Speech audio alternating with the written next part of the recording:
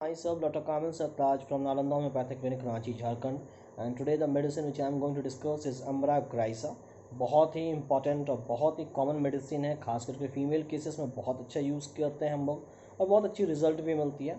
तो इस मेडिसिन को पढ़ने से पहले सबसे पहले इसके कॉन्स्टिट्यूशन को समझिए, फिर इससे कुछ मेंटल सिम्टम्स और फिर इससे कुछ पेक्यूलियर पार्टिकुलर सिम्टम्स जो इंपॉर्टेंट है, जो एग्जामिनेशन पॉइंट ऑफ व्यू से भी इंपॉर्टेंट रहेगा और प्लस आपके प्रैक्टिस पॉइंट ऑफ व्यू से। बहुत छोटी मेडिसिन है लेकिन बहुत कारगर और बहुत काम की मेडिसिन है, इसे आप इग्नोर नहीं कर सकते। तो सबसे पहले इसके कॉन्स्टिट्यूशन को समझिए। ये बेसिकली ट्यूबरकुलर मियाज में बहुत हद तक कवर करता है, इसीलिए वो कैसा होगा constitution, lean thin emaciated, lean thin emaciated and catches cold very easily. ये याद करें सबसे पहले, lean thin emaciated and catches cold very easily. और वैसे लड़कियां या वैसे औरतें जो बहुत जल्दी एक्साइटेड हो जाती हैं, जो बहुत जल्दी नर्वस हो जाती हैं और बहुत ज़्यादा कमज़ोर होती हैं, और वैसे बूढ़े लोग जो बीमारी से परेशान होकर बीमारी से टूट जाते हैं, तो वैसे लोगों के लिए अम्बरा ग्राइसा बहुत ही अच्छी रेमेडी है। तो ये हो गया कॉन्स्टिट्यूशन। फिर से एक रिविज़न कर देते हैं कॉन्स्टिट्यूशन का। लीन थीन इमेसिएटेड पर्सन और the girls who are very excitable, nervous, weak, old person who are worn out and basically it catches the cold very easily. वैसे लोग जो ठंडा बहुत जल्दी कैच करते हैं, मीन्स हल्की सी मौसम में चेंजेस आया, ठंडा मौसम हो, वो तुरंत में उन्हें सर्दी जुकाम बुखार कुछ भी हो सकता है, कैचेस कोल्ड वेरी इजली। अब इसके सबसे इंपॉर्टेंट है मेंटल सिम्टम्स। ये एग्जामिनेशन पॉइंट ऑफ व्यू से आपको प्रैक्टिकल में पूछा जा सकता है, वाइवा में, या कि बताइए कौन ऐसा पेशेंट है जो अपने बिजनेस को फेलियर के बाद उसे नींद नहीं आती है। After business embarrassment the patient does not get sleep and must wake up in the during the sleep. अगर सो भी जाता है तो बीच बीच में वो उठते रहता है, उसे नींद पूरी नहीं होती, नींद आती नहीं है। और दूसरा, वो इस कारण बहुत ज़्यादा सैड रहता, बहुत ज़्यादा दुखित महसूस करता है अपने आप से, और इस कारण वो हमेशा दिन भर बैठ कर रोते रहता है।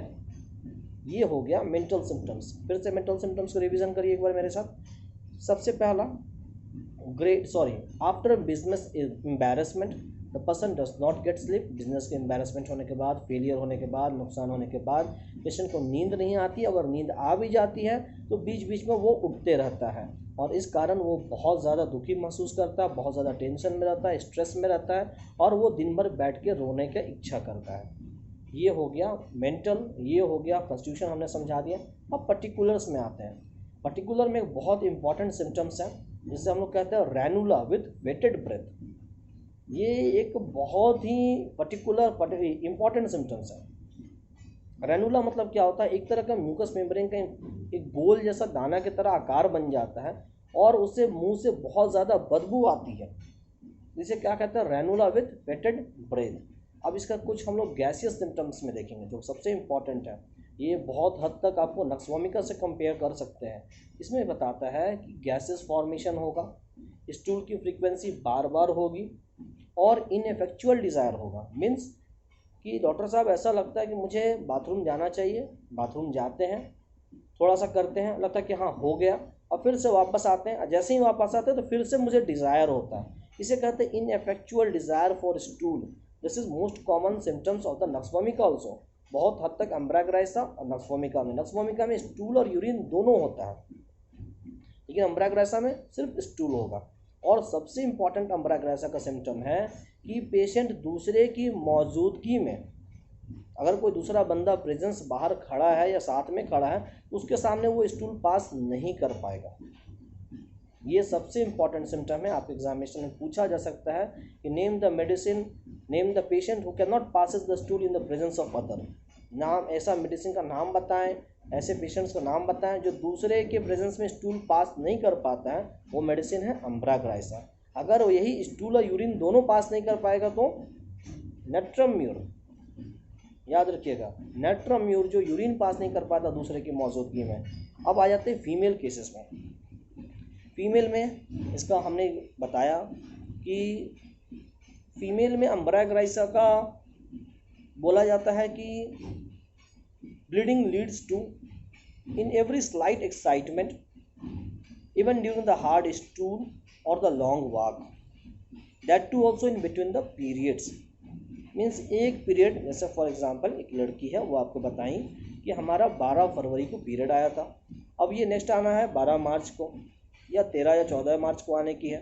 अब इस पीरियड के दौरान के बीच हमेशा उससे ब्लीडिंग हो जाती है। डॉक्टर साहब हमेशा 1-2 पीरियड के बीच में ब्लीडिंग होती है, और वो मतलब हम लंबा वॉक कर लें या एक्साइटमेंट आ जाए, या हमें ड्यूरिंग हार्ड स्टूल के दौरान अगर हम प्रेशर डालते हैं तो भी मेरी ब्लीडिंग आ जाती है, पीरियड हो जाता है।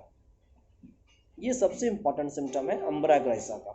अब लिकोरिया देखिए, लिकोरिया भी बहुत इंपॉर्टेंट है।